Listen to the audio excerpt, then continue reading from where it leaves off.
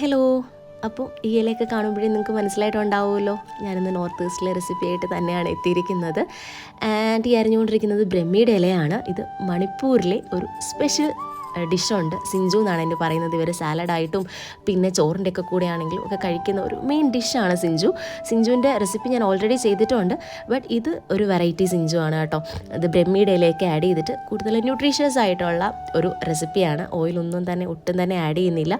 ഇതിൻ്റെ അകത്ത് ആഡ് ചെയ്യുന്ന സാധനങ്ങളെല്ലാം മണിപ്പൂരിൽ കിട്ടുന്ന സാധനങ്ങളാണ്. ബ്രഹ്മിയല്ല, ബാക്കിയെല്ലാം.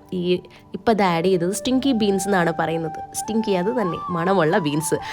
അപ്പോൾ ഇത് മൂത്ത് കഴിയുമ്പോൾ ഈ ബീൻസിന് മണമാവുമെന്നാണ് കേട്ടോ പറയുന്നത്. പിന്നെ ഈ പയറ് പോലെ ആഡ് ചെയ്തിരിക്കുന്നതിന് ഇവർ ചക്വാൽ എന്നാണ് പറയുന്നത്. പിന്നെ ബ്രഹ്മിയുടെ ഇലയും പിന്നെ ഇവരുടെ ഒരു ഫെർമെൻറ്റഡ് ഫിഷുണ്ട്, അതും എല്ലാം കൂടെ ആഡ് ചെയ്തിട്ട് ഉണ്ടാക്കുന്ന മണിപ്പൂരിലെ സ്പെഷ്യൽ സിഞ്ചു ആണ് കേട്ടോ ഇത്. വീണ്ടും നമുക്ക് നോർത്ത് ഈസ്റ്റ് എന്നുള്ള പുതിയ വീഡിയോ ആയിട്ട് കാണാം. അതുവരേക്കും ബൈ.